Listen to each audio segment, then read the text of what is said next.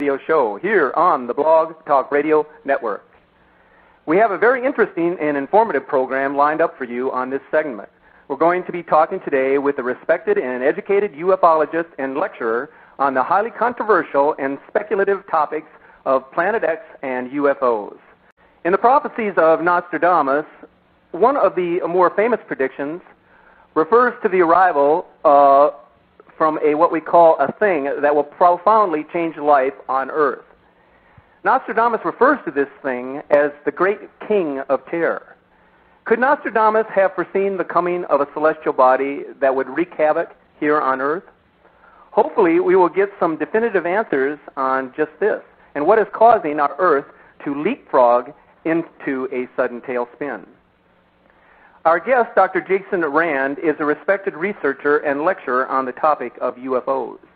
His contributions in the study and pursuit of extraterrestrial communications, research into UFO phenomena, cosmology, and his representing the United States at the first World UFO Congress in Tucson in 1991, earned him distinctive recognition and his doctorate from the Russian Academy of Sciences on December the 18th of 1992 in Moscow.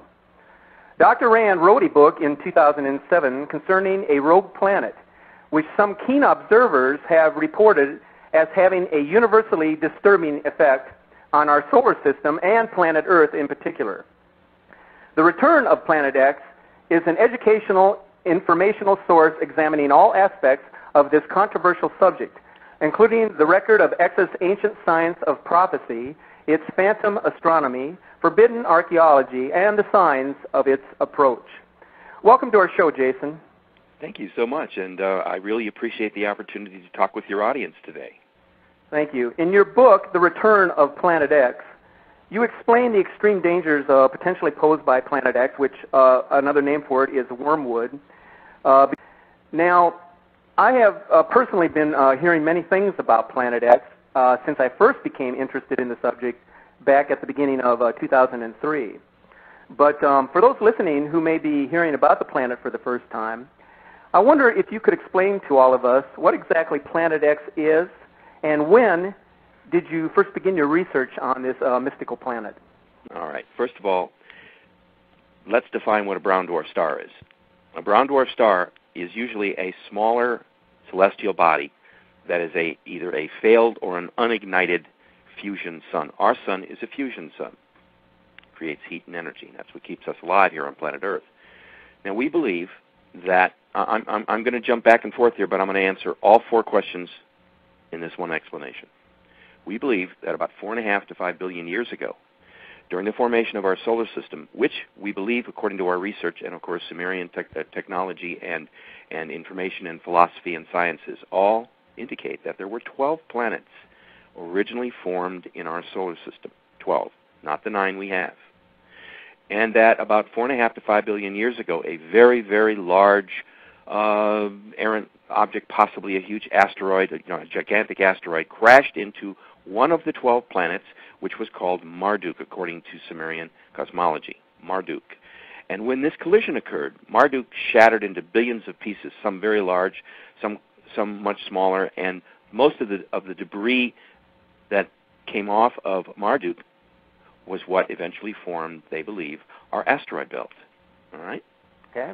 All right, so far so good. Now, a large piece of this planet, this Marduk, apparently flew off into space, and it happened to collide head-on with this little baby sun, this unignited fusion sun, which was still in its infancy, as captured by the gravity of our sun, all right? And it hit it at such an angle that it knocked it completely out of its regular orbit. Okay, we have to jump for a second. All of the planets in our solar system rotate in a counterclockwise motion. Just envision that. In other words, all of the planets are circling the sun in a counterclockwise motion. So we're talking about an elliptical plane then, right? Yes, okay. Exactly. And this particular body, when it was struck, was so impacted that it spun it out in an almost 180-degree trajectory, which then sent it on a clockwise motion around the sun rather than a counterclockwise. And that it hit it so hard that it knocked it into a very elongated, between 3,600 and 4,000 year orbit way out into the deep reaches of space, way beyond Pluto, way, way out there, and then coming back and circling back. And we think, at least the theory in our book, and now substantiated, by the way, did you know that there are over 100 books out on Planet X right now? And Really? Yes, but I'm pleased to say that we were one of the first ones, not the first one, to be able to get to press and get it into distribution before this phenomenon really hit the Internet, because this was a 7-year project in the making. All right. So this celestial object gets knocked out into this huge elliptical orbit. Imagine, Steve, if you had a very large rubber band and you gripped it at both ends and you pulled it in opposite directions, what you'd create is an imaginary elliptical orbit. That's what it looks like. Okay? So, at every 3,600 to 4,000 years, we believe this physical object, this unborn sun, this smoldering brown dwarf planet, it could be the size of our moon, it could be the size of the Earth, it could be even larger. That I'm not able to affirm one way or the other. It is certainly as large as the moon in any event because of its mass and what it's already creating throughout its approach into our solar system. Okay? I had actually heard that it might be as much as 4 times the size of the Earth. It could, yes. Its which would mass, put it in comparison with the planet Jupiter. Is that correct? Jupiter, yes, that is absolutely correct. I mean, that would be its extreme. I think it's somewhere in between. But let's go on back to its oncoming passage. Okay. All right. So we believe, according to the research in our book, and by the last time this object came through, at least according to the research that we did. By the way, we had to read 2,000 books over a period of 7 years, and I've referenced all those books with reference points throughout our book, so that a person could go back and check the information. We found out that it's now believed that the last time Planet X, the object we're talking about, this brown dwarf star, this mystery object coming from space, the last time it came through, we believe, was in the year 1447 BCE, before the Common Era, which means before Christ. And it just happens to coincide with the Exodus, when Moses was leading the Israelites out of Egypt. They were in bondage for 400 years under Pharaoh. And that could very well explain a lot of the miracles that were attributed to Moses' rod. Remember when he threw it down and it turned into a serpent? Correct. Biblically? Okay. Yep. This would also explain the rivers turning the blood color because of the red dust, the skies turning red, the moon and the sun seemingly stopped, and there just happens to be that there was a huge volcanic eruption nearby, not too far, and also a huge earthquake. All of this occurred when they were like signs from God. Okay, now if we're right, it would also explain how the Red Sea parted. Because if it sloshed in its basin because of a large earthquake, wouldn't the water move to one side? So did it actually pour? Remain there. Story is it actually ported, or did it actually just move off to one side enough to where Moses and his people could cross? Yeah, I doubt if it parted like we saw remember in the original movie done. Yeah, we see it parting in 2 different directions. Yeah, no, I think that would probably happen, most logically so, was that there was this huge earthquake. It sloshed the lake out of its basin, at least partially so, allowed the Israelites to go through, and then nature takes over. The planet, realigns herself, and the water comes back. I mean, that's the most logical explanation. Yes, it was a miracle. I'm not saying it wasn't a religious miracle. I'm only saying it sure happened at the right time, at the right moment. Now, we were so fortunate. Our book was picked as the top credited book on the subject, and we're right on the front page, and we're really proud of that. And I had to tell you, I'm so pleased at it. It came with great sacrifice because we've been giving our books to libraries and things like that, and now people are starting to call in. I've had requests from the White House and the Hoover Foundation and a whole bunch of other organizations. It's gratifying, and we thank you. What is the interest? And we thank you for having us on. What is the White House interested in this? Well, I just got an email request. With it, we please send a book to the attention of the science advisor for the White House, and we did. I haven't heard anything back yet. It's only been a couple of months. That's not unusual. They must get 1,000 books a month. You know what I mean? Okay. But anyway, so they requested it, and I was grateful for it, but I haven't heard what the feedback is yet. However, I am this coming next Wednesday. I am meeting with the senatorial aide to one of the 2 senators here from Mississippi, Thad Cochran. And I'm going to be presenting them a copy of the book, and I'm going to ask for a meeting with the senator the next time that he's at the state capitol, because I believe Mississippi, which of course where I live, is going to be very vulnerable for this forthcoming hurricane season. Well, because it's cyclical, but the planet is ratcheting itself up. You see, when you're talking, the science and the chemistry and the philosophy of something as complicated as planet Earth. Nothing happens faster because it's so big. But what is happening is that it's something that cannot be stopped. The planet itself is getting ready to go through this huge transition. It feels it. It knows it's coming. It happens every 36 to 4,000 years. Let's cruise into something real interesting. Let's just assume that we could take off our rational thinking caps and just put on our, well, what if, let's explore cap and say, suppose the Earth itself is a living entity and a being with a soul and a mind, and that it reasons. It just does all these things in ways which we are unable to communicate with. Now, if you understand how the planet functions and how it works, you have to understand that its primary flow and rotation and dynamic principles, including plate tectonics, all occurs because of interaction with the planet's core. Okay? If something affects the core of our planet, it could affect its rotation, its speed, its plane of inclination. A lot of things can happen. And I believe that the core, the center core of planet Earth, has been in an excitation phase for possibly as long as 6 to 7 years. It started about 6 or 7 years ago, very, very slowly. Because well, what's your take on some of these skeptics out there? And of course, we got a lot of these global warming skeptics too that are running around saying everything is of a natural occurrence. But what's your take on those skeptics who say that the activity that might be going on in the Earth's core is because of activity that's now occurring on the surface of the sun? They're absolutely correct. They're absolutely correct. I was on my way to that. I was about to say that the core of our planet could be most affected by what happens on the core of the sun and what the sun's energies and emissions are transmitted to us. We receive huge amounts of solar radiation, and that is what, from the sun, that is what heats and also causes weather and cools the planet. Now, if that were severely disrupted or changed, it would change all the dynamics of how the planet operates. Its weather systems, its rotational patterns, its seasonal its inclinations, all of these things are affected by what happens to its core. And we think that this incoming body has been affecting the inner core of the sun because of its mass, and therefore when the core of the sun gets excited, it sends out more energy and more types of radiation, and I believe some kinds that we don't even totally understand yet. Okay? We've never, ever been affected by a brown dwarf star in modern day times. If this is what we think, and I think it is, and I ask you the question, why did they spend billions and billions of dollars to build a, quote, top secret solar observatory at the South Pole? There's a lot of speculation about that now, too. Sure. Why do you think they built it? I believe that they simply built it because that'll be the greatest viewing position for this body as it comes swinging in from underneath the solar system, starting to arc up and over it. It's going to be coming up from the south. It's been emerging from the glare of the sun for the last 15 to 20 years on its approach to us. All the time that it's been speeding toward us during this 36 to 4,000 year period, most of it has been because it's coming from behind the sun. We can't possibly see it. Can't see through the sun. We can barely see through the glare around the sun, you see?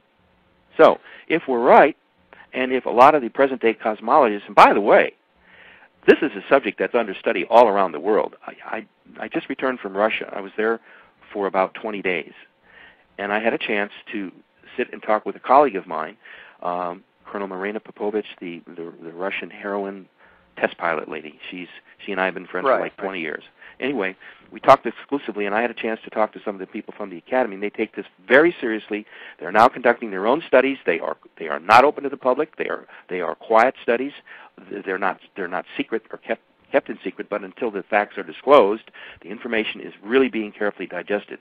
They have their own. They have their own solar situ. They're going to be taking their own pictures from the South Pole. They're making arrangements now. Oh, okay. Are they an independent entity from the government, the Russian government? Yes and no. They're under the auspices of the Russian government, but they are totally independent. That kind of control ended when the wall came down. Things are much more open there. So it's the Russian government's position with as their well approval that something is going on. Yes, the government officially says this is your business. You do it. We don't. We're out of it. We're into other things. Okay. Which I think is intelligent and sensitive to the fact that sometimes you have to be unobstructed in order to get the mission done. All right. Something, by the way, has been perturbing many of the outer planets, and they now believe that it's this planet X. By the way, did you know that NASA, first of all, this is not even a new story. If I was to tell you that in 1982, NASA itself published this huge story. By the way, that article in the Washington Post and the Washington Times and Globe, all of those stories are included in our book, The Return of Planet X. Well, aren't they claiming that was a mistake on their part? Yes. No, not a mistake. They were the people at NASA were so excited that one of their telescopes had found something that they blurted it without running it through the White House and the Pentagon and all of the think tanks. Well, this kind of news could have completely rattled everybody across the planet if it was true. So immediately, the Washington Times jumped on it, the Globe, and also the New York Times, and they ran with stories in the next day or two. Suddenly, those stories were instantly pulled. All the newscasts were cleansed. There was never another word about it, and to this day, they still don't talk about it. But it's been in print. They announced it as early as 1982, and it's been basically pigeonholed, covered up, whatever you want to call it. By the way, I'm not a conspiracy buff. I don't see conspiracy everywhere. A lot of people in my field do, and I don't. I'm very realistic about what is and what isn't. However, there are certain things that are being conspiratorial and being covered up, like the Roswell incident, as just one for instance. Well, what was the precise position of Planet X back in 1982 when NASA first discovered it?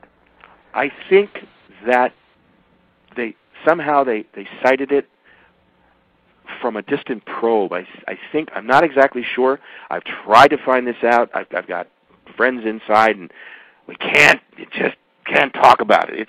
It is so weird and so dark a subject to them because they know that there's nothing we can do about it. See, I guess the reason they don't want to talk about it is there's nothing they can really do about it. Remember the movie Armageddon when they sent out the two spaceships? Right. That's not right. I didn't mean, it's not feasible. It doesn't work that way. We wouldn't have enough resources to launch 3 vehicles if we had to, okay? But the point is, I guess what they're doing is they're slowly getting the government ready. Now, I will say that. I think that if there's a conspiracy going on to cover it up, I also have to say that I think they're smart enough to know. I do believe that Denver, Colorado would become Washington West, by the way. I used to live in Denver. I really liked it there. I was there for about 3 years. Yeah, I believe there's some kind of underground facility there for the VIPs. Yes, and there's a whole government center built under the Capitol. They've been doing this very quietly. We have a U.S. Mint. I'm not there. They have a U.S. Mint. They have a world-class zoo. They have one of the most important airports ever built in the United States. That airport is far more than an airport. I really don't want to go into it because that should be the subject of another show for us, by the way. Okay. All right. They are preparing Denver for what I believe would be a rush to the west if something should devastate the East Coast. All right? Now, why would Denver be a safe haven for these people? You mean in terms of earth changes? Well, right. Denver would certainly be subject to probably some earthquakes and some shaking, but it's not going to get, I don't think it'll get any volcanic problems unless Yosemite goes. If Yosemite goes, you know about Yosemite, right? Yes. Yes, okay. It's a super we volcano, have what's known as a super volcano right smack in the middle of our country that could blow it apart, that could literally tear the continent in half. Now, that's another whole show right there. I mean, they have specials on these things, by the way. Oh, yeah. National Geographic, you can find almost anything on what we're talking about. So you see, the kinds of things, Stephen, that we're talking about are not so hocus-pocus, mumbo-jumbo, crazy paranoia stuff. Oh, no, this is real stuff that's going on. This is all real stuff. That. Have you watched the Weather Channel lately? Let me ask you something. It used to be when you turned on the Weather Channel, what you had was a really interesting of banter and chit-chat and talk about this and that, and it's raining here and it's thundering over there. Now it's all about nothing but disasters, forest fires, wildfires, earthquakes, sinkholes, tornadoes, hurricanes, straight-line winds. Well, they refer to it as extreme events. Yeah, we're kind of in the grips of a really bad extreme event, but nobody wants to really call it that. Listen, we've got high gas prices. We've got a difficult election coming up. We've got terrorists sniffing up our blouses. We've got problems possibly with fuel disruptions. We've got a dysfunctional Congress, Senate, and legislature. And I can go on and on and on and on, okay? Everybody's to fault, by the way. There is nobody there in Washington that is really functioning like an American citizen should function as to what is best for the country. Well, I certainly agree with that. Enough about that. I didn't mean to go there. I'm sorry. But it's true, Stephen. And all of this is about to come down on their shoulders, and they're still talking about Now, if I'm right about this coming hurricane season, and that's the reason I'm going to meet with Senator Thad Cochran, his aide, on Wednesday, and then request a meeting with the senator, is that Mississippi is not ready. I've been talking. I took a trip down there. I've been looking around.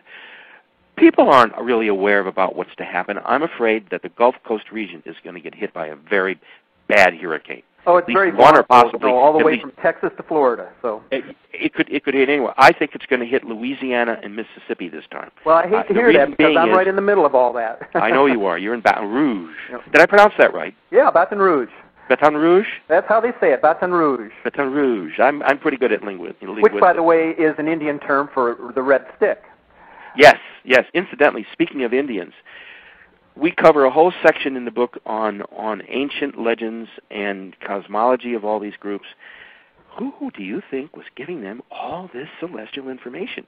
I don't think it was the magic mushroom, do you?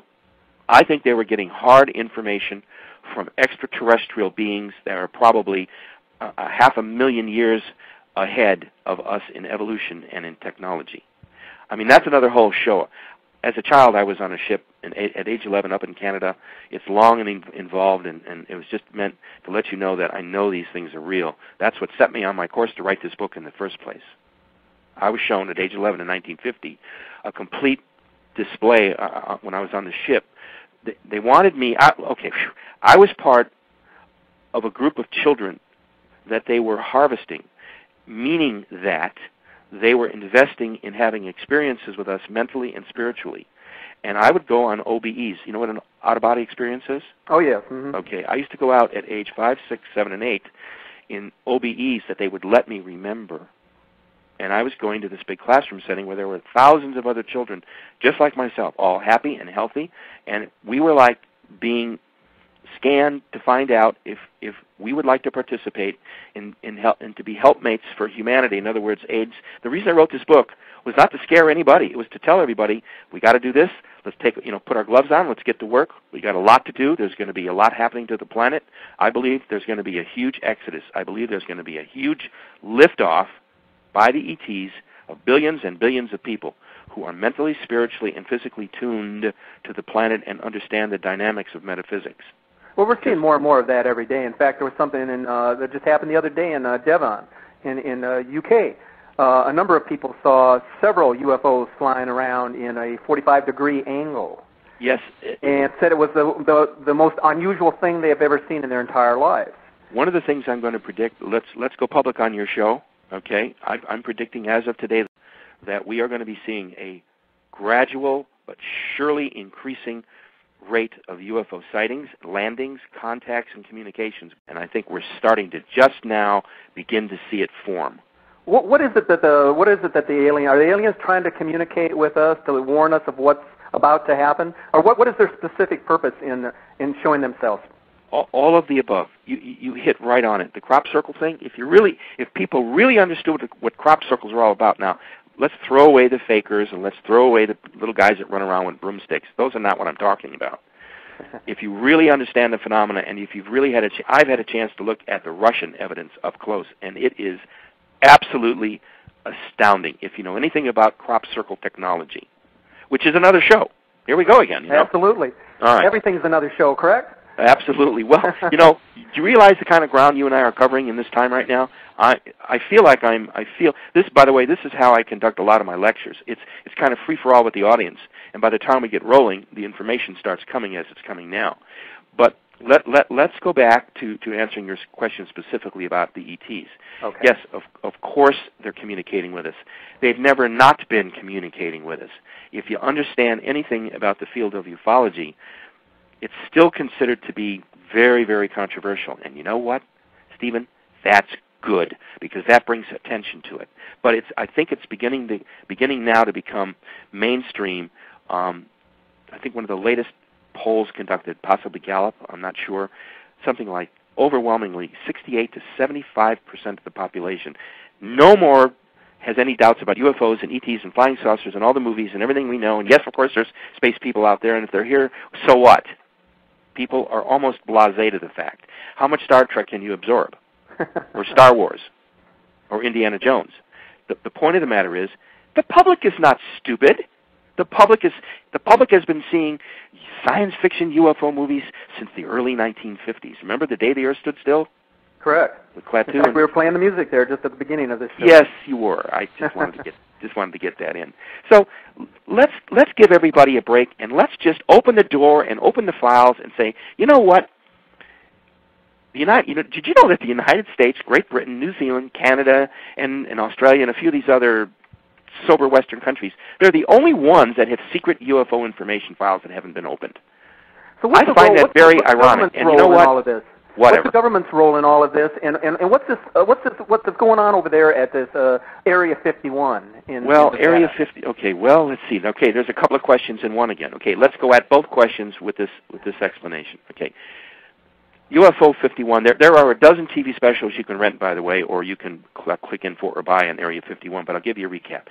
Area 51 used to be a very, very top secret air base deep in the heart of the Nevada desert, not too far out of Las Vegas. Nellis Air Force Base is associated with it, where they built some very sophisticated labs, hangars, where they do top-notch and top-secret black ops experimenting on airplanes and airfoils and things like that. It's also rumored to be where they have back-engineered several crashed, what we call flying saucer discs. That's been the big UFO, secret thing that people have been investigating. Well, they've uncovered more information than they ever thought they would, and after everybody poo-poos them, the government still denies it, but you still can't get access, and you're arrested if you try to take one step on the land. They got you. So I guess where there's smoke, once again, there must be some fire. So that's the story in Area 51. It's still top secret, supposedly. They are still doing their engineering. You can't get anywhere near it. Now, what is the government really doing? They're doing nothing. They're not doing anything to help or harm it because there's so much else going on to distract the public. They don't have to cover this thing up the way, they should have to do it.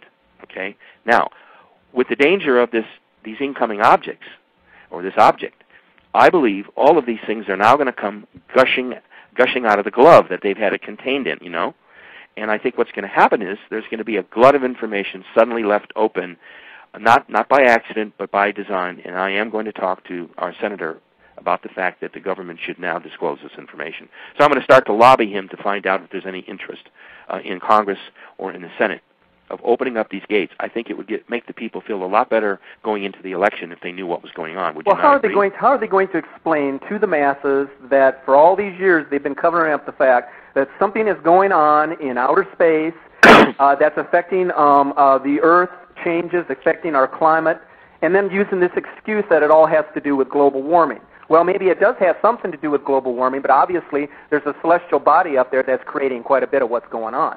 How are they going to explain themselves? Oh, well, it's quite simple. It's two words: national security. It's a matter of national security. Look, it's totally, totally reasonable.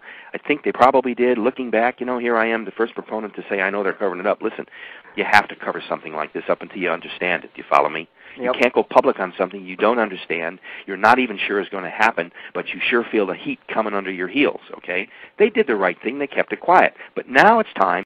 Has the country been prepared for almost a full year? Do you realize that every week since the fall of 2007, from the fall of 2007, every single week, including all the winter months, there has been a tornado somewhere in the United States of America. Right. And they're still continuing even today. It's been an uninterrupted tornado season. But that's normal. No, it's not normal.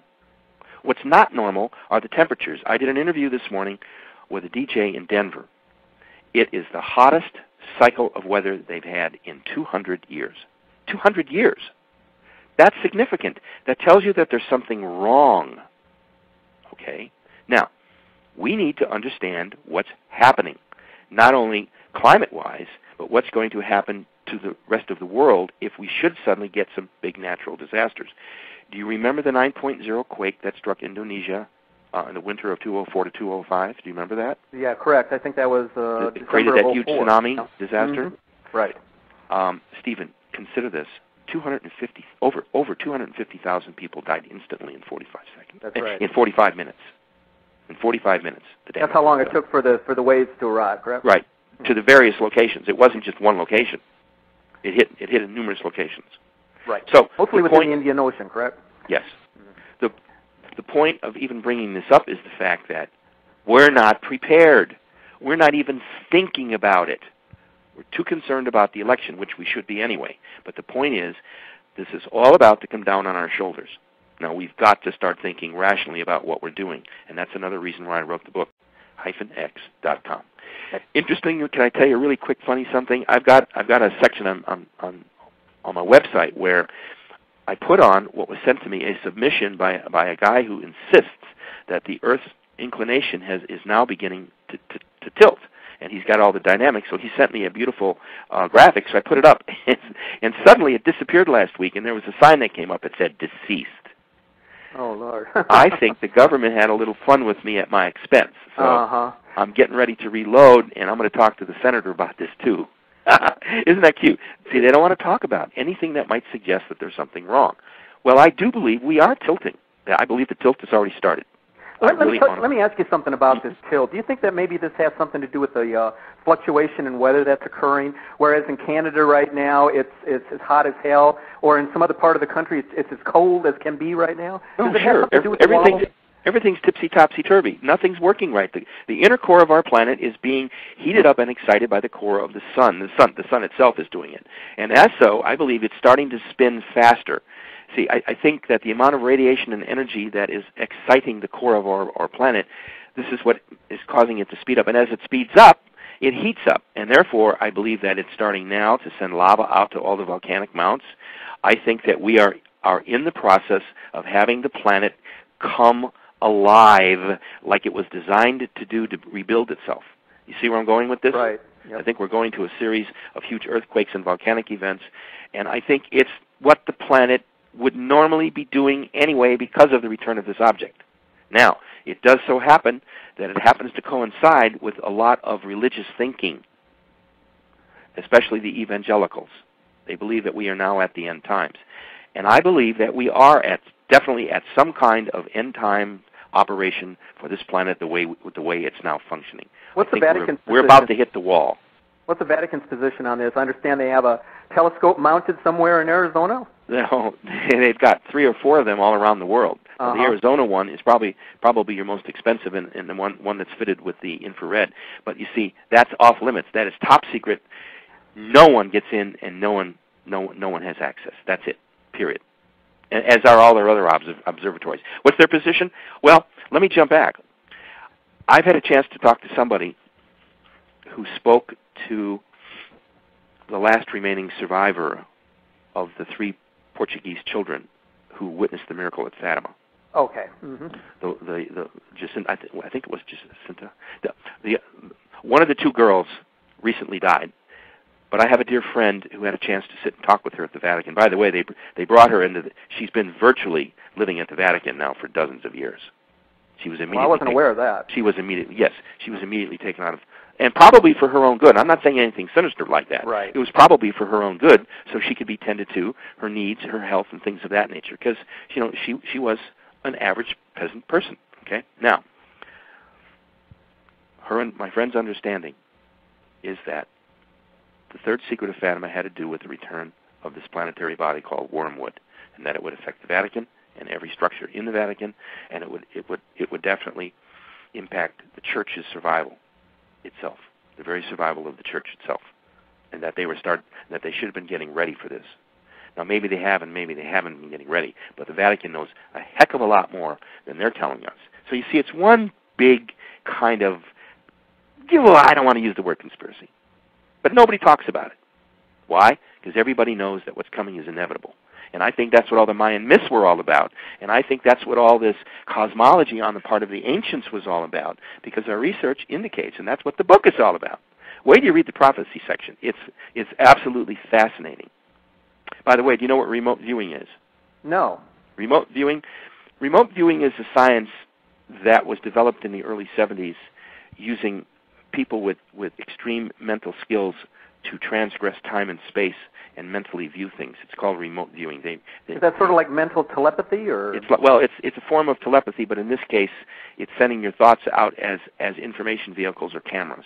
It's a real science. It was developed. I'm good friends with one of the originators of it, Dr. Hal Puthoff, involved with the Academy for Advanced Science in Austin, Texas. Anyway, I'm talking to him. I still haven't got the okay, but we're trying to put together a remote viewing opportunity, possibly working with the Russians, who are very much into remote viewing, by the way. They developed the same time we did, because they found out we were doing that to them, so they did it to us, and they beat us at it. We're talking about the Russians. They were that much better at it. Talking about the Russians now. Russians. Tell us about this Russian Space Center training complex outside Moscow. It's called Star City. Star City? Yeah. How did you gain permission to visit this? I guess it's a cosmonaut It's the site, Cosmonaut right? Training Center. Yeah. Just like Houston and Cape Canaveral. Okay. Because of my friendship with now retired Colonel Marina Popovich, the famous lady test pilot, I visited. I revisited. I visited for the first time Moscow in 1992, and we were invited by Marina. Her husband used to run Star City. Now, who is her husband? General Pavel Popovich. And he was a cosmonaut, right? Yes, he was the second man in space. Okay. For Russia. And he ran that training center for a number of years, so they maintained a very nice apartment complex there, and she has it. That's her home when she's away, and Pavel has his, but it's in a different part of Star City. See, Star City is a vast complex carved out of the middle of a forest. It's at least, I think it's 80 to 90 miles away from Moscow. And the only way to get in, there's one highway in, one two-lane highway in, and one railroad in, and there's an airstrip, and that's it. So it's carved out of the forest for like 60 miles. All you see is a cut through the forest. Okay. So she invited us there. We spent the entire day, and we had dinner, and we had a chance to visit some of the facilities. I must tell you, it is one of the most fascinating places. Imagine being taken through Houston. They have the same kind of machines and same kind of equipment and the wet tanks and all of that kind of thing. So that's how I got a chance to visit there. And we were the guests of Marina, and it's something I will never forget. I couldn't take any pictures, though. I'm on a mission to educate the planet about what could be its greatest opportunity to get control of itself. Okay? The whole planet, not just the United States, not just Mexico, not just Canada. The entire planet is in for a rude shakening. I like that, a rude shakening. And it's going to be horrendous. I know what's happening now. We're seeing it every day. But are you going to say? Is it like the prophet, the passage in the Bible that says that everything will happen in increments, like a woman having a child? Yes. Is that the type of thing we're going to see, or is it going to happen quickly? We've already cracked the fifth seal. If you know anything about the Book of Revelation, by the way, have you ever read or tried to interpret or understand the Book of Revelation? As much as I can, but of course that's controversial. We go into great detail. We go into great detail in the book about it. Okay, now here's what I think is happening. I'm going to jump right into the Book of Revelation and talk about the fact that once you read up to the fifth seal, that's where we are at the present time. We're about ready to crack the sixth seal within the Book of Revelation, and I think that will be when Wormwood makes its first appearance. Then I think the sixth seal will have been opened. So I'm giving you what we think, based on biblical prophecy and research that we've done. Remember, we read 2,000 books. We have over 2,000 references in the text after each chapter, so that if someone wanted to go back and re-research what we did, we give you, the publisher, the page number, the IBID, all of the information for you to go back and check on our books. So, do you think that could have been the we mentioned at the beginning of the show the vision of Nostradamus back in the 15th century? Oh yes. In which he referred to a great monster in the sky. Of course, his date was 1999 in the 7th month, which some people have interpreted as the 9th month actually, which would have been September. Mm-hmm. So he may have been off a decade or so. But do you think that was his vision? Well, I think what happened if you look back to that, give me that date again. His date was 1999, the 7th month. 7th. Well, that would have been July.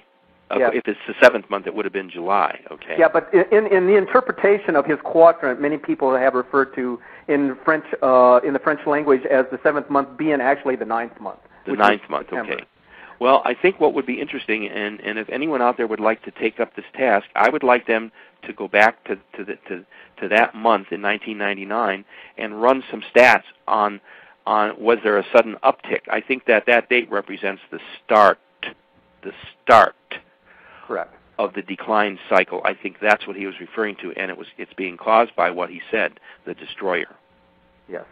Okay, I think he was right on. I don't think he was a decade off at all, because our research indicates the same thing. Since 1972, things have been going slightly askew. Since 1972, very, very gradually, through the 70s, through the 80s, and things started to uptick on the 90s, and now here we are into the 2000s. I think there'll be a gradual escalation of extremes on the planet, including weather and all these other things. And don't forget, by then, our election will have been over. Correct. And whatever the subsequent fallout of that election will greatly impact what's about to befall us. That's what I'm trying to say. Okay, well, see, I want to put that in perspective so that our listeners today can really understand what's going on. You don't need to convince me because I already know what's happening. But there are so many people out there that don't, and I think they're a little bit confused. So I just wanted to put that in perspective. Oh, absolutely. And here's the thing. Anybody can go around afraid. Anybody can go around nervous and biting their nails. If you know the enemy that you're facing, or if you understand the threat that you're facing, any common, logic, human, intelligent person would say, well, what can I do to prepare and safeguard me, myself, my family, my city, my region, my country, my planet? But we're not there yet, because that's what all the signs are pointing to. Right. I just heard them recapping again. Well, we're not sure, but sometime in the next 30 years. Oh, sure. If we're right about this so-called Planet X, this extra solar body coming through, you ain't going to have to wait 30 years. Our solar system is sliding from one phase from, it's very technical. It's like we're in the positive phase right now. We believe that we're going to be sliding into what's known as the negative phase. We're going to slide into a different dimensional shift within the plane of the ecliptic of the galaxy. It's real complicated, but it's more than just the Earth going through her personal changes. It's what the ancients call the end of time, what the Mayans described as the New Age. See, there's a lot of metaphysics here. See, fortunately, Stephen, you have a firm understanding of the nature of metaphysics, which means what? Beyond the physical, does it not? Metaphysical? Yes. Okay, so where we're at is that a lot of these things that I'm talking about and that we were writing about, and by the way, mine's not the only book. There are dozens and dozens of good books out there. But we've all seemed to hit on the same theme in that something's really, really wrong, and if something's really, really wrong, what's causing it? Well, we already know what's causing it. NASA knew back in 1982 what was causing it. It's just that we now have to step out from behind we're not sure what we're going to tell you is going to happen, and I think that what we need to do is just let everybody know that we're in for some rough times. So we need to start getting prepared. And shows like yours give everyone the opportunity to either send questions, and incidentally, if anyone would like to email you and you want to forward me the questions, I'd be very happy to address those and try to get those emails out for people who have questions on what we're talking about. Okay, very good. I'll keep that in mind, and I'm always getting emails on different topics, and certainly if we get something along. To those who may be tuning in late to our live broadcast today, our special guest is Dr. Jason Rand, a highly respected ufologist and researcher, and author of the book, The Return of Planet X, Wormwood, Mankind's Ongoing Legacy with a Brown Dwarf Star. Jason Q. Rand has authored 3 books, including The Extraterrestrial Hypothesis, The Cosmic Blueprint for After, and The Reality Engineer. Dr. Rand travels widely, establishing close ties with his fellow ufologists and paranormal researchers, especially in Russia, where Rand has close ties with Lieutenant Colonel Marina Popovich and her former husband, Army General Pavel Popovich, who both live in Moscow. Marino and Pavel remain active in the UFL field representing Russia. Jason, on the front cover of your book, in the word wormwood, what is Planet X's relationship to the biblical wormwood, as Revelation chapters 8 verses 11 describes, and why is it that important for each of us to understand in the cosmic realm of ancient prophecy, as described by the Mayan and the Sumerian civilizations, and with respect to the characterization stated in your book? Now, that's a mouthful there. Yeah, but it's real easy to explain because the subject is all unified. It's all about the same subject. Okay, look. First of all, we believe that wormwood, as attributed to in chapter 8, verse 11, where it says, and the name of the star was wormwood, is because we believe that it is the same biblical entity wormwood is the brown dwarf star that's inbound. All of our research and all the religious prophecy, everything that we comb through, hours and hours of research and notes, all indicated that there was a complete connection between events in the Bible, things like when Moses left Egypt, and all of these things all attribute themselves to having a common denominator, and that is some kind of a brown dwarf star. In this case, we think that it is wormwood. And it was prophesied. If it's prophesied in the book of Revelation, and as most practicing Christians believe that the book of Revelation is unfolding, then it would stand to reason that once again, where there's smoke, there's fire. In this case, we think it's a big fire, and it's a big problem. Okay? So that answers what we think wormwood is. Now, in going on further with your question, what we have to understand is that as a society, we have to accept responsibility for our choices. Okay? And so there's enough information out there. Are we all crazy? Are we all just not right in the head? Are we all imagining all these things happening? I think not, because the literature and the science and the history all points to reality. And I think it's an exciting time to be alive, Stephen. You're going to be on this planet as it goes through one of its greatest transitions in the history of mankind, in the history of the planet itself.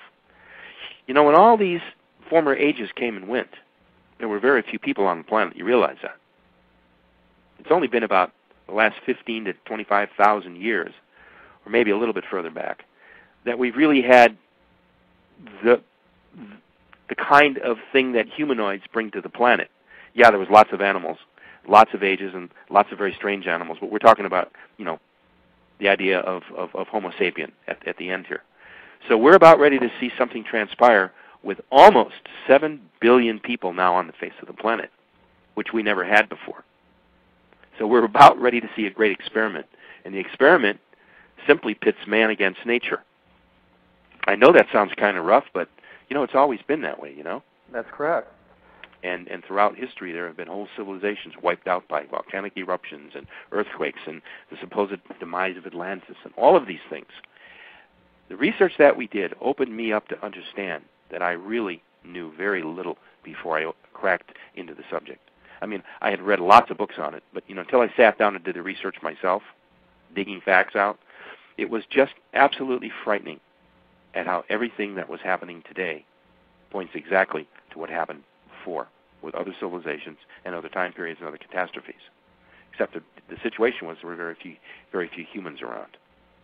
Did I hit those 2 points for you? Yeah, you did. I was going to ask you a question regarding, we're talking about mankind's existence here on Earth in the last 20,000 or so years. And we're giving general terms and periods. I mean, rather than try to give specifics. It's 15, 20, 25,000 years ago. I think the question that a lot of people have asked previously regarding our existence is, are we a hybrid civilization that was created from a alien entity, or did we come from another planet and accidentally end up here? Ooh, boy, that's a really loaded subject. I suppose there's several different ways. Almost any answer that I give other than a pure act of God, and I'm not saying it wasn't. The mere fact that we've come through various periods and seemingly have advanced in different stages. I mean, we can't look back into a subject like anthropology and not understand exactly what went on with the evolution of mankind. Now, everybody argues, well, were we created or did we evolve? Well, anything that evolves has to be created, correct? That's correct. You can't. A life form can't evolve without somehow being created. So what a silly, stupid argument. First of all, the two arguments to me have never made sense. You cannot have evolution without creation. Now, what constitutes that creation? That's the subject, and that is the question. And when does creation begin? Well, these are questions that I think that are still beyond man's understanding. Exactly what creation involves. Because we weren't there, we don't know. However, when it comes to mankind and humankind, I think it's safe to say that if we did evolve, we certainly had help along the way. Okay? My understanding from my UFO research indicates that there may be as many as 87 known identified extraterrestrial cultures and species out there, aside from what Star Trek showed us. Follow me? Okay. Now, if there are as many as 85 or 87 intelligent, functioning, super advanced cultures, races, and technologies than ours, we ain't so high. So we have a lot to learn and we have a lot to think about, okay? If they found a way to get here, which a lot of them seems that they have found a way to come to and fro, back and forth, we can't even get back to the moon comfortably at this point. You think it's true that there's probably some alien forms that are actually among the masses at this point? Oh, I believe that there are hybrids. I believe that there are ET entities. That was the subject of the Cosmic Blueprint for After, by the way, which is a treatise on human cosmic reality post-2012. I think that what we have is a variety, a myriad of extraterrestrial life forms that are capable of mingling with ours, just like your best science fiction movie. It's not that they take you over. They can assimilate almost any life form that they wish to reassimilate. They're that far ahead of us. So if you feel sometimes that you have someone thinking in your head, you very well may have some form of an extraterrestrial presence doing a mind link or a telepathic communication with you. By the way, many, many, many, many people communicate with ETs telepathically. There are thousands of people out there who have this talent and this capacity. And a lot of them are in Russia, by the way. So would they be blending in for sort of a... for the mission. It's all part of the same goal. Right. That's what I was going to say. Yeah, there's going to be Earth disasters, but they're not going to destroy the planet. They're going to shake it up. They're going to change things around. You know, they're going to make everybody wake up and think. And yes, possibly 1 billion or more people may die. It's inevitable, especially those people along the seacoasts. Look what happened in 2005 in that December-January tidal wave. So what we have to realize is that we have plenty of time to start thinking about it and reading and understanding, and let's get prepared. In the book, there's a whole chapter on self-preparedness. There's a whole sample dietary and food supplement budgets and outlays and menus that will take you through a 3-month to 4-month period. You know, everybody famous says, well, have 3 days of food and water and shelter. Listen, I went through the Northridge quake. I didn't have a home for a week. I bounced around on people's couches, and I even slept in my car. My apartment building, Stephen, was in a wreck. It was in pieces. It was red-tagged. I had to get out because it could have come down at any time. So having 2 or 3 or 4 days is great, but you better have a preliminary place to park it in case your dwelling or your automobile is destroyed. Incidentally, the pantry cabinets out in the back where the cars are parked fell on the hood of my beautiful old Cadillac.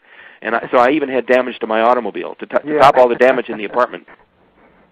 What do you say to all these? What do you say to all the people who are living for today? They're into their modern technology, and they're considering the fact that, well, if this thing comes, we're going to lose everything we have. How are we going to start over like they did back in the 16th or 17th century? Well, mankind has been picking himself up by the bootstraps since time began. Okay, look, not everybody is unprepared. See, I don't want it to sound like I think nobody's prepared. I think there are millions of people in this country who understand what's at stake. Certainly a lot of religious groups do. Look at the Mormons. Do you realize the Mormons have supplies for up to 5 years? Oh, yes, I'm quite aware of that. Now, I don't fault that at all. No, absolutely aside from not. all these Mormon controversies. I think it's a good idea. That's a good idea. They do take care of their families. They look after their communities. I wish more people would act like Mormons act in terms of physical spiritedness and well-being with people. Now, what we need to do is we need to each of us take individual stock. How much food do we have? How much water do we have stashed? Do we have reserves?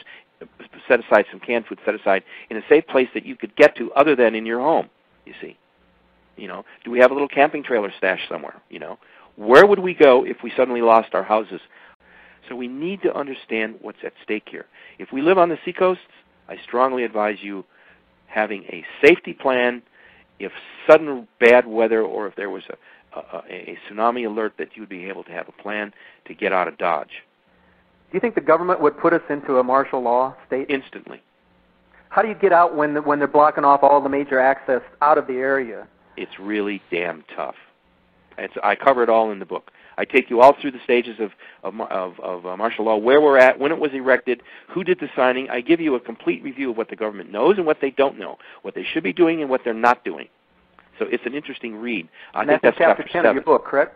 Chapter 7. Oh, chapter 7. Okay. Government preparations. All right. All right. Now, I want everybody to understand that there is no such thing as total destruction. There's going to be rough. It's going to be storms. There's going to be fires. There's going to be tornadoes. There's going to be earthquakes, and probably some volcanoes that go off. We have to figure out, be prepared. There are certain places that are safe. I cover this in the book. There are certain places that are kind of iffy. West Coast is kind of iffy. Portland, Northwest area, very iffy. Vancouver, very iffy. Why? It's part of the Ring of Fire. I worry about Japan very much. I very much worry about Japan. I worry about the Hawaiian Islands. Now, they may come up. They may come up rather than down, yep. But even coming up can be very traumatic. Go ahead. India? Yeah. Oh, boy. All the third world countries and the newer democratic countries like India, I think they're going to suffer huge losses. A lot of their country is at sea level. I think all of Indonesia, all the island nations are going to be at stake. I fear for Great Britain. I fear for the eastern coast of Europe. I also fear for South America. And quite a bit of that. All the continents are going to be affected. Yep. If there's a huge global slippage and the crusts shift, the continents will shift. There'll be huge tidal waves, thousands of feet high, sweeping across the oceans in mere hours. Well, that was the next question I was going to ask you. How close will Planet X travel towards the Earth as it crosses that solar ecliptic, and then what kind of effect will it have on the pole? Well, there's been so much theory and so much conjecture. I honestly cannot tell you that I know where exactly it's going to come through and emerge. The worst could be that it could come in through the solar system in a clockwise motion against the flow of the planets, possibly coming through between the asteroid belt and Jupiter. Now, that's a far-fledged analogy, but that's where we think it could be coming through. And now, if it does, what some have referred to as a sort of a retrograde orbit across the solar system? Yes. Okay. Yes, exactly. Now, what we might wind up with is, like I said, a glancing blow. Even it will be destructive. Even anything coming that close outside the solar system is going to affect everything in it. I believe we're already seeing the signs of these Earth changes taking place all around us. The volcanoes, the fire. And, I know it sounds like doom and gloom, and I know it sounds like, oh, my God, but it's happening. It's not that I'm forecasting it. It's happening to us. I'm not making it up. You know what I'm saying? I don't have to invent these things. It just so happens that the subject of the book was well researched, and so therefore it's timely. I will say that, Well, did I answer your last two questions? I want to keep answering your questions. Oh yeah, I was going to ask you though. How does this blend in with what we're hearing today from most of the scientists across the planet, from Al Gore and others about global warming? It's affecting everything that's happening. Let's kick at that. Now, what we're going to be dealing with is the fact that we have a short, limited amount of time in order to get the mechanism rolling. So if your listeners are interested in finding out more, let them know that there are dozens and dozens and hundreds of websites, including Nancy's website, for instance. There are lots of people talking about this phenomenon, not just me. I'm just one of possibly 100,000 people on the planet involved in it. But it's going to take all of us to get the word out, and it'll take inspirational hosts like yourself who are willing to investigate the subject to figure out exactly what is going on. And it's real. It's all happening right before our eyes. Yes, Wormwood, I believe, is the same entity that's referred to in the Book of Revelation, and it's the same solar body that I'm talking about. I believe it's a small brown dwarf star, used to be sister star to our sun, cast out on a huge 3,600 to 4,000 year elliptical orbit way beyond the reaches of our solar system, and I think it's about to come back. I believe another term that had been used by religious figures was the Great Red Ball of Redemption. Yes. By the way, that's in our book. I cover about 100 different names through time that have been attributed to this particular solar body. The Red Dragon, the Planet of Death, the Killer Star, the Death Star. I mean, it's all over the literature of the history of the planet. All we have to do is read. Incidentally, I list all the books in the. I have a great bibliography, by the way. If those of you that are interested, in the back of the book is about bibliography that will bring you so much knowledge in so quick a time that you'll suddenly become experts yourselves. How's that? Sounds great. All right. Any more questions I can fulfill, or do you want me to Yeah, go let's go into, I want to talk a warming? little bit about Chapter 10 of your book, where you offer Okay. a survivor's manual for those hoping to minimize the devastation to themselves and their Yes. families. What are some of your key suggestions, and when should the general public actually start to take heed, if they haven't already? Instantly. How's that? All right, Instantly upon hearing the words that you've offered in your program, if you start to turn on your thinking cap right then and there, you will just barely be in time. How is that? Do you know how short 2.5 years is? It goes by fast. And the older you get, the quicker it goes by. Yeah. Oh, by the way, I can tell you that my time frame in terms of reality construct seems to be speeding up, just unbelievable. 24-hour days seems to come and go before I can even figure out it's unbelievable. It really is. So here's what we need to do. We need to take stock of our individual preparedness. We start with the individual. You, me, Mary, Richard, James, and Sally. All of us need to sit down, clear our minds, and figure out, what would I do if suddenly I was confronted with horrendous news or a real disaster coming at me, or I found that I was in the path of a tornado? What would I do? We have to figure out, first of all, where we live, very methodically. Where do I live? Where are the danger zones in each of the states that I live in? Do I live on the seacoast? Do I live near a large body of water like a lake, like Lake Michigan? Incidentally, Chicago, I was born and raised in Chicago, by the way. Okay. I know the power of Lake Michigan. Can you imagine that sloshing out of its basin, 300, 400, 500 feet high and rushing into downtown Chicago? Well, I don't think there'd be anything left of downtown. There wouldn't be much even to talk about. So, do you remember Deep Impact, the movie? Yes. And remember The Day After Tomorrow, the big tidal wave that came crashing into Manhattan? Oh, yes. Okay, well, that's a possibility. I'm not saying it's going to be probable, but anything's possible. That's why these movies were made. By the way, these movies do more to hip the public and to get everyone's thinking cap on than you would ever imagine. Okay, now, we need to individually take stock. Where do I live? Where are my safety zones? Do I live in a secure structure? Do I have emergency supplies? Do I have bandages? Do I have food? Do I have emergency water, medicine? Do I have pet food? Do I have diapers for the baby? Do I have enough medicines for myself? And by the way, you should always keep a stash of coins, nickels, dimes, quarters, pennies, half dollars. These will become very valuable should the normal currency flow of the country be shut down. You'd have some. Do you follow me? Yes. Also, small bills, dollar bills and fives. Anything larger, you're a big target. You should have at least $400, $500, $600, $700.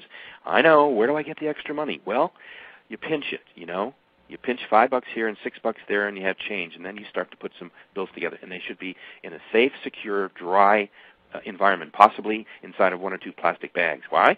You want to keep the elements away from the money and the coins. Okay. Medicine, enough for at least a month. Enough aspirin, bandages, antiseptic, some alcohol, iodine, things like that. First aid kit. General first aid kit. Yeah. And also get water purification tablets. Now, in the book, I tell you where to find all this stuff. There's a whole chapter devoted to a typical 3-month to 6-month hibernation period of what you would do if you were stuck in your house for 6 months. Now, I know it's not fun to talk about, Steve, but look what's happened to the midsection of this country over the last 12 months with just tornadoes alone. Correct. Even if those people were prepared, the tornadoes still took out their home. So we have to be prepared for whatever emergencies are coming. Now we're in the middle of a fierce firestorm season in California. Look what's happening to Yellowstone. Not Yellowstone. Yosemite? Yosemite. I'm sorry. I meant to say Yosemite. Yeah. If you've ever been there, it's one of the most beautiful places on Earth. It's awe-inspiring. It's jaw-dropping. I'd hate to lose it. But we have to be understanding that our planet is going through severe changes. Its weather patterns are all screwed up. The seasons are topsy-turvy. The currents in the oceans are being disturbed and changed. The water temperatures. Let's talk about global warming real quick. We got 2 more minutes? Yeah, we got about 21 minutes left. All right, let's talk about global warming real quick, okay? Now, I'm not a global warming expert. I'm not Al Gore. I don't claim to be, but I have done a little bit of research on it. We have a 4-page spread in our book toward the back where we discuss global warming in earnest. We believe that there is such a thing called global warming. We don't disagree with the theory that there is this phenomenon going on, but what we disagree and what we beg to differ on are the causes of this phenomenon called global warming. Here's what we believe. We believe that the planet is heating up, partially because the core of the planet is heating up. And if you heat the core of the planet, don't you also heat the shell of the planet? Yes? Yes. Have to. And that shell connects to the surface, sometimes under the sea, where the crust of the Earth is met by the floor of the sea. Well, that radiates heat up through the water, doesn't it? Of course it does. You ever boiled an egg? You put the gas on or the electricity, and it heats the pan heats the water, and it cooks the egg. Okay. We believe that global warming is being caused probably at least 40 to 50%, which means a 50% increase in the global warming capacity because of the Earth itself. Nothing to do with CO2, nothing to do with mankind. Although we're contributing greatly to the problem, don't get me wrong. Mankind is not the sole cause.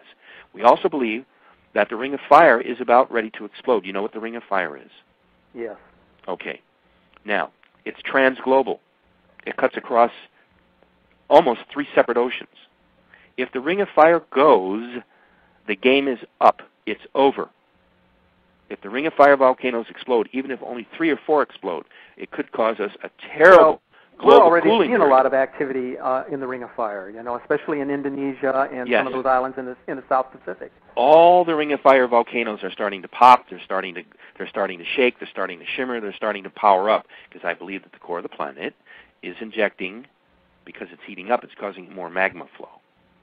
Now, there are thousands and thousands of small little baby undersea volcanoes at the base of these big volcanoes that are undersea. Like Kilauea, do you realize how massive the base of Kilauea is? Oh, it's tremendous. Mm-hmm. Several hundred miles in circumference. Yep. Several hundred miles in circumference. And we're seeing more increased lava flow there. Yes, Mauna Loa has been one of the most active volcanoes in modern times. In fact, it's never stopped flowing in recent times. Now, if this is any precursor to what we're to expect, Steve, we're about ready to experience another level of volcanic activity on the planet. Now, if all these little baby volcanoes are, in fact, venting under the sea, we must know about them. Come on, we've got sensors all over the planet for volcanic eruptions undersea. Why aren't we talking about it? Why aren't we really talking about the causes that may be causing global warming? Okay? I think that the oceans are warming because of the heating up of the oceans from volcanoes and the crust underneath the lava pots. And this would be letting off a lot of methane gas, is that correct? Absolutely, which then contributes to another problem in the atmosphere. You see, it's multi-lethal no matter how we look at it. And so I what do you think say to the United Nations, then, who keeps insisting that it's mankind who's to blame for what's happening here on Earth now? Because it's been misunderstood and overlooked and mishandled for so long that there is no escape now. So what are they going to do? Does the United Nations ever take responsibility for anything that goes wrong? Not really. It's always somebody else's fault. Haven't you noticed that? Yes. The very officials that run the United Nations are questionable. We don't want to go there, though, right now, do we? That's not the focus of our thing. Suffice to say, the United Nations has got to get its head screwed on right. It's got to come clean with the public as well. It has to act as a united body for the protection of the planet. If not, then disband it and get rid of it. It's of no value. What they need to do is understand that the whole world right now is threatened. This goes way beyond national borders. Okay? And if you're right about your thoughts and your ideas and helping to get the information out, you are in fact involved in this mission in your own way and in your own mode of operation. And for that, I'm very grateful to you. We're reaching lots and lots of people today. What would be your future message to our listeners today who may be taking your research and writing seriously? Well, first of all, I thank them for their interest. It's important in my position that I try to remain calm and collected and be hopefully the educator and the author and the person who gets the information out. I'm not a seer. I'm not a prophet. I don't claim anything like this. All I know is that my research has led me to believe that this planet and times that we are in right now are very significant. It ties in with all the things we've discussed on your program today. And so what I would say is this. All you have to do is watch and listen for the signs. If I'm right about what I'm talking about, things are going to get increasingly worse. If they don't get increasingly worse, then the best that could happen from my discussions with you and the effect of my book on the public is that we get better prepared for whatever is coming at our way, and whatever is causing this global warming, the predictions are it's not going to go away. So I'm not out there all by myself making a projection that could go either way. I'm sure it's going to go some way. I predict and I worry that it's going to become more difficult than it's going to become more easy. I think we're in for huge planetary changes. I think we're in for a reality change. I think we're in for huge political upheaval in the world. I think that the planet itself is coming alive to do what it has to do to survive itself. Now, that may be an overly cosmic view, and it may be way too metaphysical for some people, but I honestly believe, Stephen, that we're involved in a very exciting time to be alive right now. We're going to see, witness, hear, and experience things that no other people at any other time in the history of this planet will be able to experience. So, frankly, I'm looking forward to the future. You know that that's where we're going to live the rest of our lives, don't you? It's where? It's in the future. So we should prepare for that future. We should. Of course, somebody may be looking at that future as being one of inconsistency, a very bleak outlook on life's prospects. But living without the computer and the TV, how can people do this? Well, first of all, it's like looking at the half-empty glass. Are you looking at it as half full? Oh my God, I'm almost out of water. Or are you looking at it half full and saying, thank God I got a half a glass of water here? It's how we perceive the future. It's how we perceive these forthcoming earth changes. Look, we know something's wrong. We know something is definitely wrong with not only the psychology of the human psychology of the planet, its survival techniques, its preparedness, its weather. Look, we're governed by the weather. Whether we like it or not, we are prisoners of our environment. We can try to shape the weather, but we can't control it. But the so if we understand that there's something wrong, are out there telling us, "Oh no, it's all just a natural cycle." It is a natural cycle. Every 1,000 years. It is. Yes, it is a natural cycle, and you've hit it. Yes, it's about every 36 to 4,000 years. We believe that this particular cycle comes back with vengeance. That's why in the book we talk about the fact that there are whole periods that mankind seems to drop out of itself, that it has to kind of get back up and shake itself back together again. We've seen this time and time and time again throughout history. And that goes back to this whole business of whether ETs are involved or not. I believe that as each one of these terrible time periods have come and gone, that we have had extraterrestrial help. The quote, the Noah's Ark of the heavens, okay? Coming down. I do believe that they're collecting animal life right now. I strongly believe that that there is a whole system of ET involvement where great, huge things called motherships are beginning to collect animal species to protect them and bring them back when the planet settles down. I think that all these things are real. Now, a lot of your listeners may say, "Wow, this guy's really, really out there." Well, it comes from reading books. It comes from giving lectures. It comes from visiting Russia and talking with former cosmonauts and having a chance to write and research. My own personal library, I've got over 3,000 books. I love my books. If people like to read, they're going to love reading The Return of Planet X. And incidentally, books like mine will continue to sell for a long time because the subject in my book is racing headlong to meet the future. And I mentioned earlier that we are going to be products of the future, by the way. What our understanding is of who we are and our ability to survive in a rapidly plummeting world will tell us who we are experientially. And metaphysically, we will be able to sustain ourselves. I want to ask you really quick, if we can. We got like 6 minutes left, but I wanted to ask you this question. What is your advice for those in the listening audience who believe that they themselves may have experienced a UFO sighting or a close encounter with an alien being or both? Well, I'm so grateful that you brought that subject up because it can be a touchy subject for some people, you know. Look, if you had an experience that you honestly believe in your heart that you did experience, that you can either remember or you can write details down.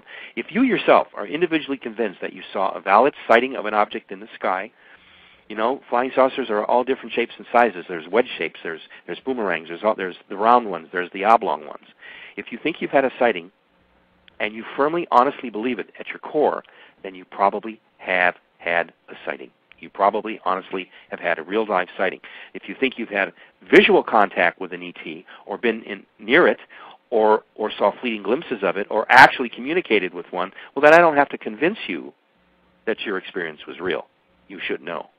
Now, if you think you've had one of these, what you can do is, before you go to sleep at night, it's good exercise, you know, say your prayers, you know, bless me, dear Lord, and all the good stuff, and then lay back and clear your mind, and in your mind, you ask to remember your dreams and your experiences that you will be having now, that you consciously program your mind metaphysically to program and save these memories so that you can replay them in the morning, you will be surprised at the wealth of information that you will start to either remember or become for the first time consciously aware of when you come out of the sleep state. We call it the dream state, by the way.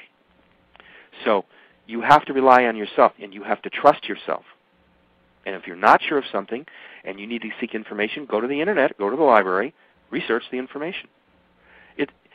There's so much information, Stephen, out there right now that there's no reason why anyone should be afraid of these subjects or not understand them or feel that they can't interact with them.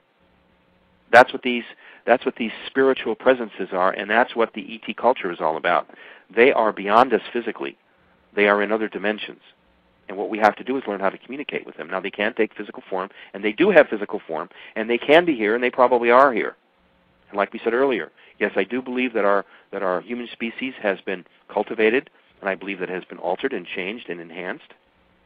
I believe that there are half-breds walking around. I don't want to get into that. That's very controversial. I do know of some research in Russia that's going on about this.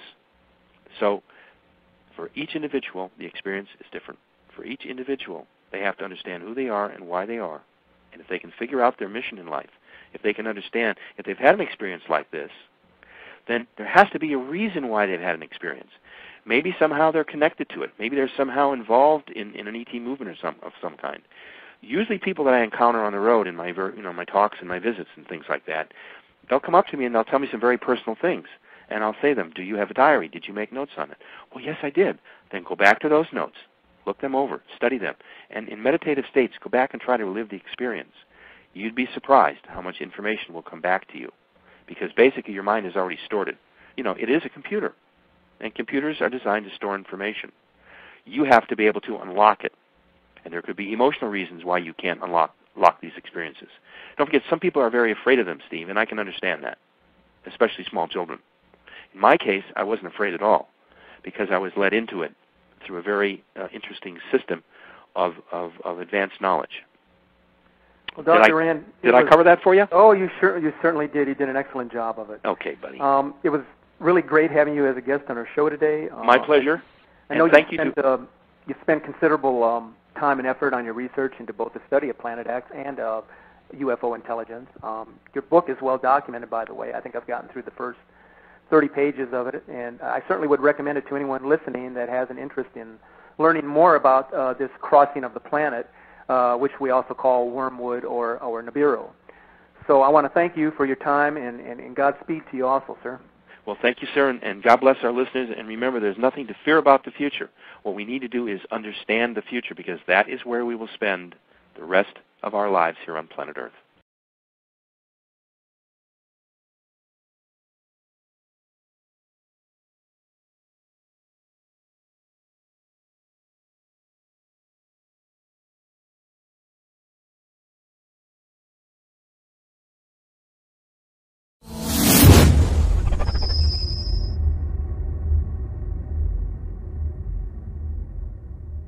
Show here on the Blog Talk Radio Network. We have a very interesting and informative program lined up for you on this segment. We're going to be talking today with a respected and educated ufologist and lecturer on the highly controversial and speculative topics of Planet X and UFOs. In the prophecies of Nostradamus, one of the more famous predictions refers to the arrival from what we call a thing that will profoundly change life on Earth. Nostradamus refers to this thing as the Great King of Terror. Could Nostradamus have foreseen the coming of a celestial body that would wreak havoc here on Earth? Hopefully, we will get some definitive answers on just this, and what is causing our Earth to leapfrog into a sudden tailspin. Our guest, Dr. Jason Rand, is a respected researcher and lecturer on the topic of UFOs. His contributions in the study and pursuit of extraterrestrial communications, research into UFO phenomena, cosmology, and his representing the United States at the First World UFO Congress in Tucson in 1991, earned him distinctive recognition and his doctorate from the Russian Academy of Sciences on December the 18th of 1992 in Moscow. Dr. Rand wrote a book in 2007 concerning a rogue planet, which some keen observers have reported as having a universally disturbing effect on our solar system and planet Earth in particular. The Return of Planet X is an educational, informational source examining all aspects of this controversial subject, including the record of X's ancient science of prophecy, its phantom astronomy, forbidden archaeology, and the signs of its approach. Welcome to our show, Jason. Thank you so much, and I really appreciate the opportunity to talk with your audience today. Thank you. In your book, The Return of Planet X, you explain the extreme dangers potentially posed by Planet X, which another name for it is wormwood. Now, I have personally been hearing many things about Planet X since I first became interested in the subject back at the beginning of 2003. But for those listening who may be hearing about the planet for the first time, I wonder if you could explain to all of us what exactly Planet X is, and when did you first begin your research on this mystical planet? All right. First of all, let's define what a brown dwarf star is. A brown dwarf star is usually a smaller celestial body that is either a failed or an unignited fusion sun. Our sun is a fusion sun. It creates heat and energy. That's what keeps us alive here on planet Earth. Now, we believe that, I'm going to jump back and forth here, but I'm going to answer all four questions in this one explanation. We believe that about 4.5 to 5 billion years ago, during the formation of our solar system, which we believe, according to our research and, of course, Sumerian technology and information and philosophy and sciences, all indicate that there were 12 planets originally formed in our solar system. 12, not the 9 we have. And that about 4.5 to 5 billion years ago, a very, very large errant object, possibly a huge asteroid, a gigantic asteroid, crashed into one of the 12 planets, which was called Marduk, according to Sumerian cosmology, Marduk. And when this collision occurred, Marduk shattered into billions of pieces, some very large, some much smaller, and most of the debris that came off of Marduk was what eventually formed, they believe, our asteroid belt. All right? Okay. All right, so far so good. Now, a large piece of this planet, this Marduk, apparently flew off into space, and it happened to collide head-on with this little baby sun, this unignited fusion sun, which was still in its infancy, as captured by the gravity of our sun. All right, and it hit it at such an angle that it knocked it completely out of its regular orbit. Okay, we have to jump for a second.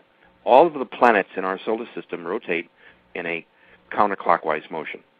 Just envision that. In other words, all of the planets are circling the sun in a counterclockwise motion.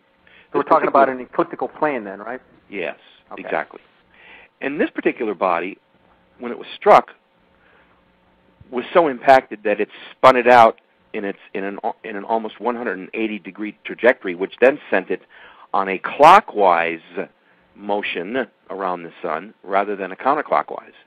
And that it hit it so hard that it knocked it into a very elongated, between 3,600 and 4,000 year orbit, way out into the deep reaches of space, way beyond Pluto, way, way out there, and then coming back and circling back.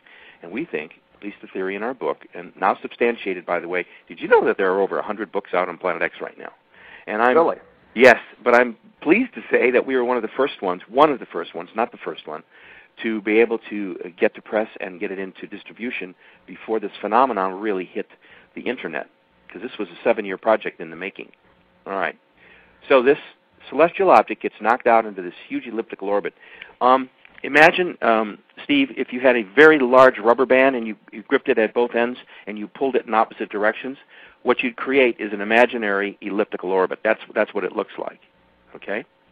So, at every 3,600 to 4,000 years, we believe this physical object, this unborn sun, this smoldering brown dwarf planet, it could be the size of our moon, it could be the size of the Earth, it could be even larger. That I'm not able to affirm one way or the other. It is certainly as large as the moon in any event because of its mass and what it's already creating throughout its approach into our solar system. Okay? I had actually heard that it might be as much as 4 times the size of the Earth. It could, yes. It's which would put it in comparison with the planet Jupiter. Is that correct? Jupiter. Yes, that is absolutely correct. I mean, that would be its extreme. I think it's somewhere in between. But let's go on back to its oncoming passage. Okay. All right.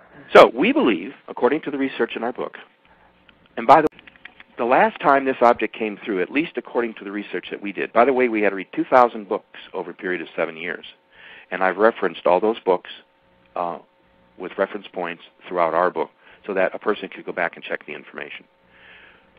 We found out that it's now believed that the last time Planet X, the object we're talking about, this brown dwarf star, this mystery object coming from space, the last time it came through, we believe, was in the year 1447 BCE, before the Common Era, which means before Christ. And it just happens to coincide with the Exodus, when Moses was leading the Israelites out of Egypt. They were in bondage for 400 years under Pharaoh. And that could very well explain a lot of the miracles that were attributed to Moses' rod. Remember when he threw it down and it turned into a serpent? Correct. Biblically? Okay. Yep. This would also explain the rivers turning the blood color because of the red dust, the skies turning red, the moon and the sun seemingly stopped, and there just happens to be that there was a huge volcanic eruption nearby, not too far, and also a huge earthquake. All of this occurred when they were like signs from God. Okay, now if we're right, it would also explain how the Red Sea parted. Because if it sloshed in its basin because of a large earthquake, wouldn't the water move to one side? So did it actually pour? Remain there. The story is it actually ported, or did it actually just move off to one side enough to where Moses and his people could cross? Yeah, I doubt if it parted like we saw remember in the original movie. Yeah, we see it parting in two different directions. Yeah, no, I think that would probably happen, most logically so, was that there was this huge earthquake. It sloshed the lake out of its basin, at least partially so, allowed the Israelites to go through, and then nature takes over. The planet, realigns herself, and the water comes back. I mean, that's the most logical explanation. Yes, it was a miracle. I'm not saying it wasn't a religious miracle. I'm only saying it sure happened at the right time, at the right moment. Now, we were so fortunate. Our book was picked as the top credited book on the subject, and we're right on the front page, and we're really proud of that. And I had to tell you, I'm so pleased at it. It came with great sacrifice because we've been giving our books to libraries and things like that, and now people are starting to call in. I've had requests from the White House and the Hoover Foundation and a whole bunch of other organizations. It's gratifying, and we thank you. What is the interest? And we thank you for having us on. What is the White House interested in this? Well, I just got an email request. With it, we please send a book to the attention of the science advisor for the White House, and we did. I haven't heard anything back yet. It's only been a couple of months. That's not unusual. They must get 1,000 books a month. You know what I mean? Okay. But anyway, so they requested it, and I was grateful for it, but I haven't heard what the feedback is yet. However, I am this coming next Wednesday. I am meeting with the senatorial aide to one of the two senators here from Mississippi, Thad Cochran. And I'm going to be presenting them a copy of the book, and I'm going to ask for a meeting with the senator the next time that he's at the state capitol, because I believe Mississippi, which of course where I live, is going to be very vulnerable for this forthcoming hurricane season. Well, because it's cyclical, but the planet is ratcheting itself up. You see, when you're talking the science and the chemistry and the philosophy of something as complicated as planet Earth, nothing happens faster because it's so big. But what is happening is that it's something that cannot be stopped. The planet itself is getting ready to go through this huge transition. It feels it. It knows it's coming. It happens every 36 to 4,000 years. Let's cruise into something real interesting. Let's just assume that we could take off our rational thinking caps and just put on our, what if, let's explore cap and say, suppose the Earth itself is a living entity and a being with a soul and a mind, and that it reasons. It just does all these things in ways which we are unable to communicate with. Now, if you understand how the planet functions and how it works, you have to understand that its primary flow and rotation and dynamic principles, including plate tectonics, all occurs because of interaction with the planet's core. Okay? If something affects the core of our planet, it could affect its rotation, its speed, its plane of inclination. A lot of things can happen. And I believe that the core, the center core of planet Earth, has been in an excitation phase for possibly as long as 6 to 7 years. It started about 6 or 7 years ago, very, very slowly. Because well, what's your take on some of these skeptics out there? And of course, we got a lot of these global warming skeptics too that are running around saying everything is of a natural occurrence. But what's your take on those skeptics who say that